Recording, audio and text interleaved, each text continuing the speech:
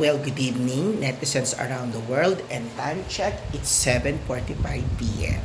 So, it's Saturday night, and wala akong pasok ngayon, and katatapos ko lang mag-dinner, and right now, I am waiting na matapos yung nilalabang ko doon sa automatic washing machine. Anyway, so ano ba yung gusto kong speak up sa gabing ito? Well, gusto kong patulan yung balita kahapon, no, na lumabas sa balita kahapon at alam ko maraming nag-react ng mga tao, even me, pero ngayon ko lang to i-speak up sa content ko o sa aking social media. No, kahapon balita kasi na under ng Department of Trade and Industry, Secretary Maria Cristina Roque, na sinasabi niya na ang mga Pilipino makakabili ng pang Noche Buena sa halagang 500 pesos. Alam mo, nung narinig ko at nabasa ko yung balita niyan, napataas talaga ang kilay ko. Ganito. Hindi lang tumaas ang kilay ko, nandilat pang mata ko. Ganito. O diba? Diyos ko, nakakaloka. Bakit? Sasabihin nga ni Maria Cristina Roque na sa 500 pesos makakabili ka na ng spaghetti, ng ham, ng macaroni salad, at pandesal. Yun ang sinasabi niya. My God. Sasabihin niya na ang 500 pesos na Noche Buena ay makakabili sa mga simpleng Pilipino o simpleng pamilya. Gusto ko lang naman, ito lang gusto kong itanong sa inyo, Miss Roque, no?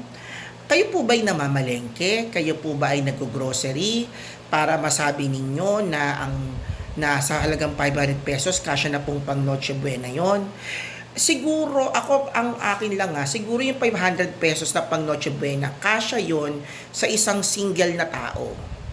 Yung pag sinabing single na tao, yung taong to, wala siyang pamilya. Wala siyang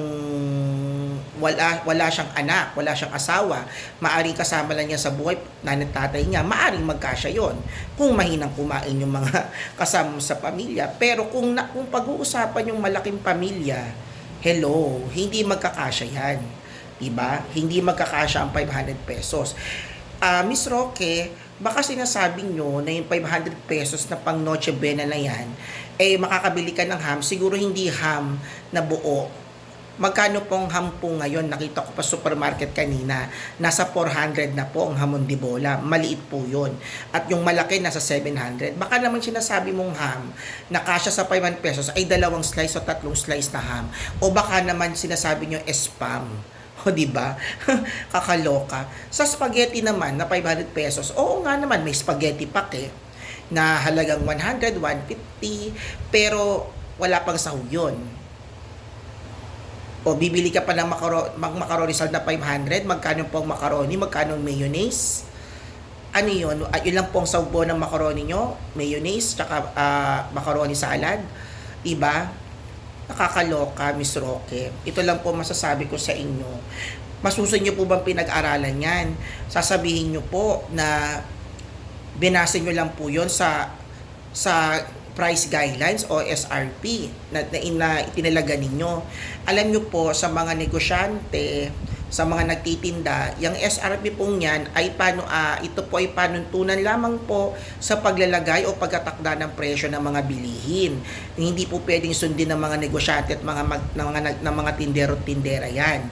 Dahil ang mahal po ng cost, ang mahal po ng pinuhunan nila, ang taas po ng inflation rate sa bansa natin, kaya lahat nga po nagtataasan. Pasintabi lang po, no, hindi po to kabastusan. Ang bumababa na lang po ay mga brief at panty po. Pasensya na po kung medyo bastos po yung sinabi ko. Lahat po nagtataasan. Yun lang po ang bumababa, Miss Roque. Ito lang po masasabi ko sa inyo na bago po kayo naglabas ng ganyang salita, isipin nyo muna po yung mararamdaman ng mga Pilipino. Parang sinasabi ninyo na yung presyo niyan pang mahirap Aba Miss Roque, ito lang po sasabihin ko sa inyo. Parang ang baba naman ng tingin nyo sa mga Pilipino. Hindi po lahat ng tao lahat ng Pilipino naghihirap. Dahil ako po personally, yung nagsasabi na napakahirap mahirap po ang Pilipino, I don't believe. Kung pag-uusapan ng poverty rate dito sa bansa natin, masasabing mataas ang poverty rate, pero sa akin mababang poverty rate. Bakit po? Saan naman po kayo nakakita na naghihirap ang bansa natin? Ang daming kainan, ang daming natatayong kainan, ang daming nag-uusbong ang mga kainan, mga spa, at ano-ano pang negosyo, kahit malilit na negosyo. Ang mall punong-puno pag weekend. O yan ba sinasabi ang mga Pilipino naghihirap? Ang daming tao sa mall, ang traffic. Di ba po? O, Miss Roque, ito lang po masasabi ko sa inyo, yung 500 pong yan ay mababa na pong value niyan. No po? Kung yung sinasabi niyo pa yan nakasyang pang Noche Buena, hindi po talaga kasya yan. Ang bawat Pilipino, ako nga po honestly, para makatipid po sa Noche Buena, umaasa po ako sa ayuda, pamaskong handog o pamaskong ayuda ng local government. Kapag nakatanggap po ako noon, napaka-grateful ko na po at ipagpapasalamat ko yon. Kahit ilang piraso lang po yun, malaking bagay na po yung katipiran sa mga bibilin na po. Pero yung sabihin niyo po na 500 pesos, ay naku po, hindi po talaga yan. Hindi po talaga kasya yan sa pang Noche Buena. Sa pang Noche Buena sa maraming tao. Kaya nga sinabi nyo nga po no kahapon na para sa mga simpleng Pilipino. Gano'ng kasimpleng Pilipino?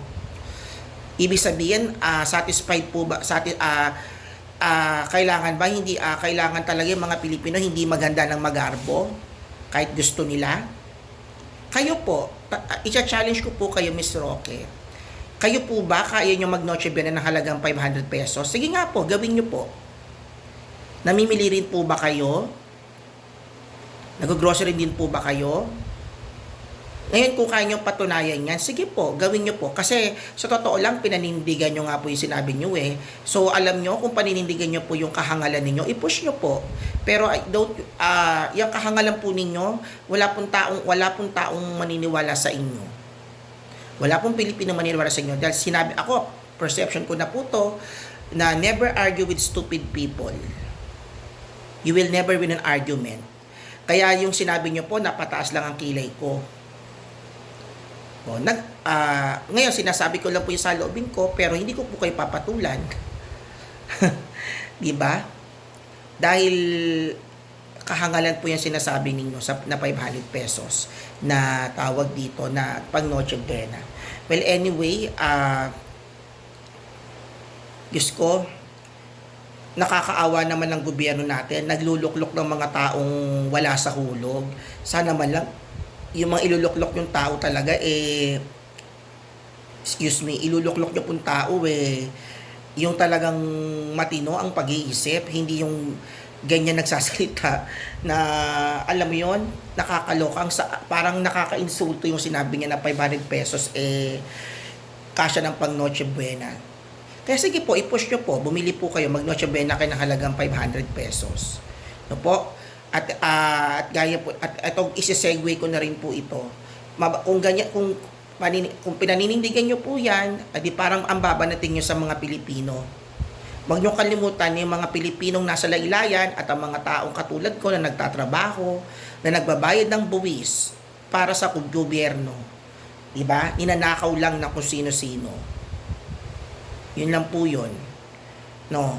Tapos yung mga magnanakaw na yan, ang laki ng pera nila, tapos ang garbo na mga kinakain nila. Tapos yung mga Pilipino nagsusumikap na kagaya namin, nagtitipid kami. Or shall we say, hindi kami nagluluho na kagaya ng mga magnanakaw. O anyway, ganoon talaga yung mga magnanakaw.